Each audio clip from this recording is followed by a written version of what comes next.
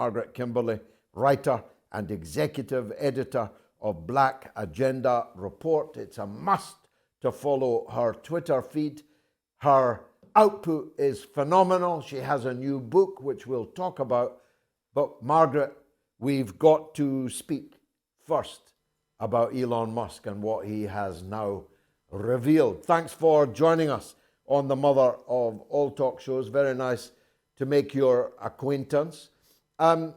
This, although most of the country and the world doesn't yet know it, is a matter of the gravest significance, is it not? Oh, it's very grave. We don't know how that election would have turned out had the information about Hunter Biden's laptop been more widely known by the public. But that's the whole point, that we don't know. It was pretty clear to me when I hadn't known Twitter to ban any other subject altogether, to say that you couldn't link to this article, that the New York Post had to be removed. I don't recall anything of that magnitude before. So it was clear to me that they were working with the Biden campaign. That was obvious to anyone who was paying attention. And that's why I think it's so important that this information has now come out. The liberals, of course, are out in force. They are dismissing this information. They are attacking Matt Taibbi, the journalist who revealed this information.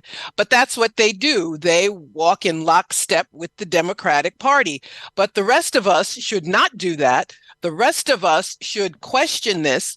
The rest of us should not be afraid to say that the Democrats are an arm of, or rather the big tech is an arm of the Democratic Party. And this is something that is... Oh, absolutely. It's very obvious, and it's very unfortunate for obvious reasons. But of course, it's still being politicized. What were we told in October of 2020? This is Russian disinformation. Now, mind you, Hunter Biden was silent.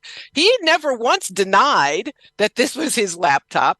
He did not deny the email that said from a Ukrainian official to him, "Thank you so much." I'm paraphrasing.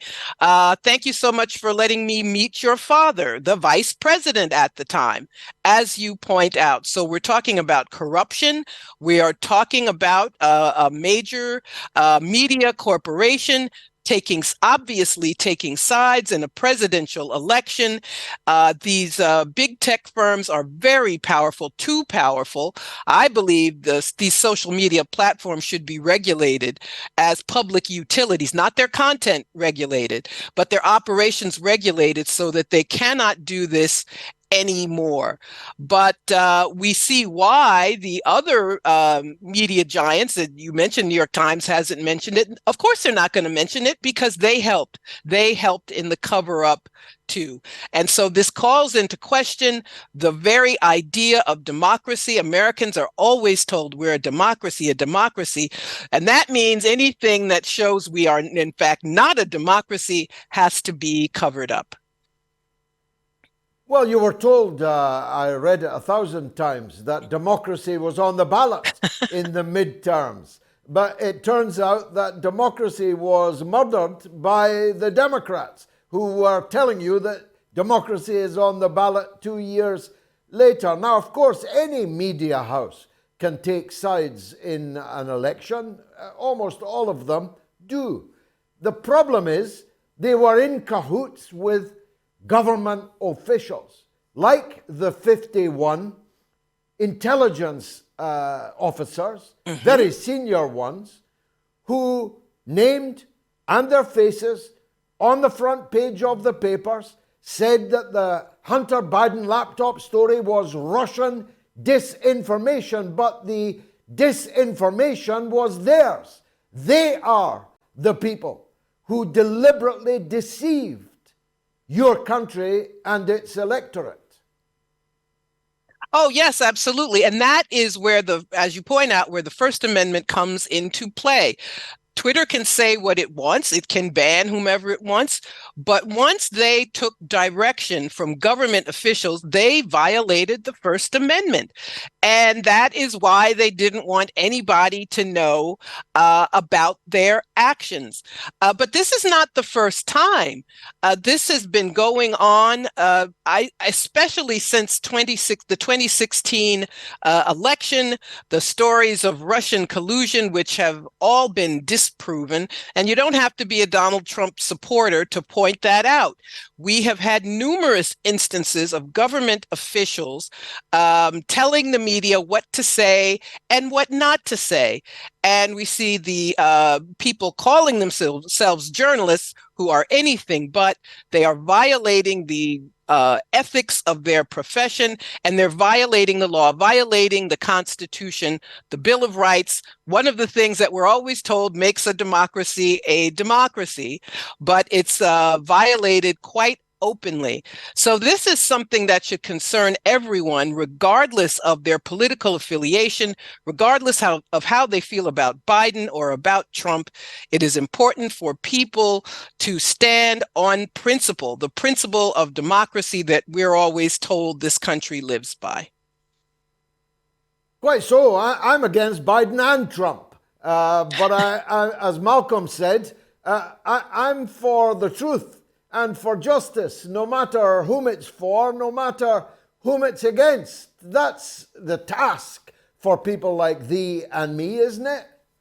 Oh, absolutely. It should be, regardless of and those of us who speak and write, we all have opinions. We all take positions on issues. That's what we're supposed to do. But we are not supposed to lie. We are not supposed to help the government keep secrets from the people. But you see this pile on against Twitter, against Matt Taibbi, the writer who is telling this story. And by the way, the people attacking them, none of them are questioning the veracity of the information. It's personal attacks against him. It's attacks against Elon Musk. You can attack Elon Musk, but this is deceptive. This is dishonest. And we see a liberal class which is joined at the hip with the state. And all of the things that liberals claim to believe in, they don't believe in. The people who are always talked about civil liberties, the people who always talked about freedom, they don't believe in it. They believe in their class. They believe in the politicians, the political party that they support.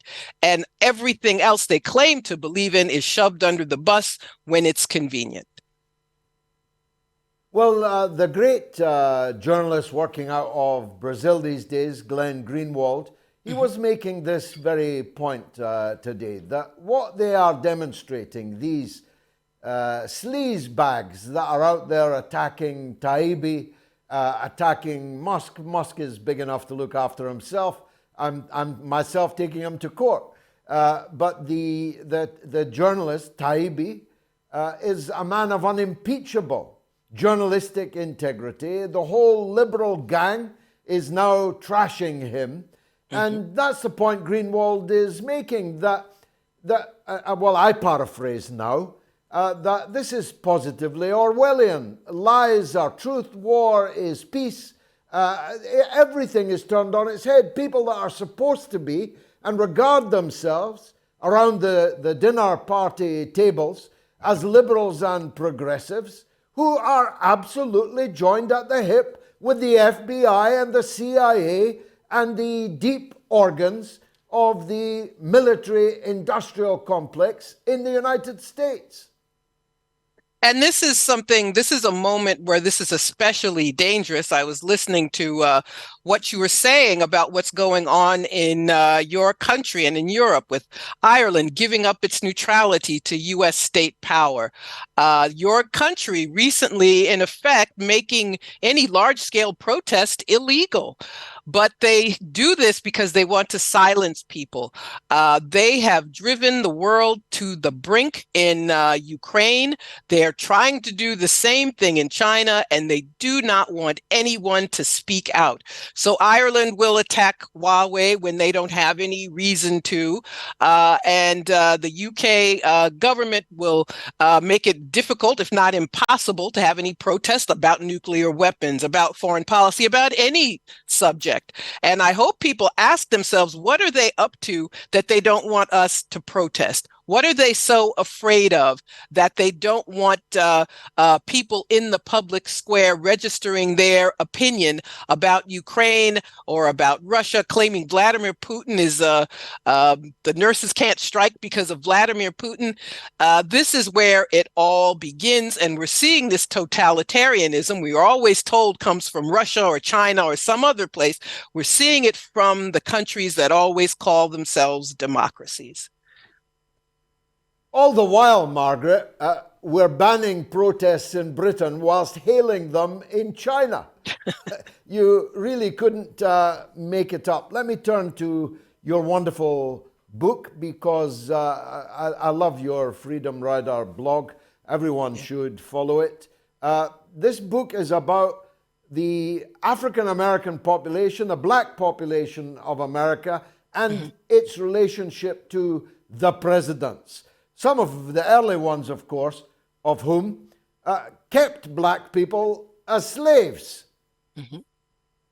Yes, my book, Prejudential: Black America and the Presidents. It's 45 chapters from George Washington through Trump, telling the story of Black history through the presidency. 12 of the first 14 presidents were slaveholders. After that time, we have presidents who were segregationists. We have Harry Truman, as a young man, belonged to the Ku Klux Klan. We have presidents who we were told were, quote unquote, good for Black people, as the saying goes, who did everything they could to subvert the human rights of Black people. We see even people like Barack Obama. The system does not allow anybody to rise to the presidency unless they go along with the establishment narrative. And Obama himself would personally make very negative comments about Black people. And his policies, he did not help Black people. He would always dismiss any request on his part to do any of the things that Black people need and that as citizens we had a right to ask for. Joe Biden, the current president, was a segregationist. He was the point person against busing to achieve school desegregation, rather. He was the person who led the charge in the 90s in favor of what was called the crime bill when he was a senator, passing this legislation which increased mass incarceration. The U.S. has more people in prison than any country in the world, more than 2 million people. And all the countries that we're told are bad, are authoritarian or dictatorships, none of them have as great a percent of their population in jail as we do in this country. So I felt it was very important for people to see the presidents like Lincoln, who we were taught wanted to end slavery. He did not. He wanted to send Black people out of the country. Or Franklin Roosevelt, who always sided with the Southern segregationists. Or even John Kennedy, who had to be pushed. Or Lyndon Johnson, who had to be pushed. So obviously, I think the book is very good. So anyone interested in American history ought to read Prejudential: Black America and the Presidents. Where can people order it, Margaret?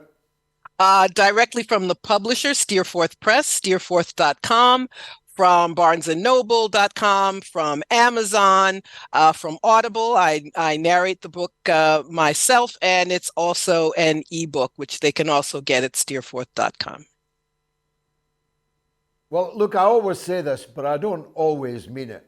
It's actually been a privilege interviewing you this evening, Margaret Kimberley, the Freedom Rider blog. Thanks very much indeed for joining us on the mother of all talk shows.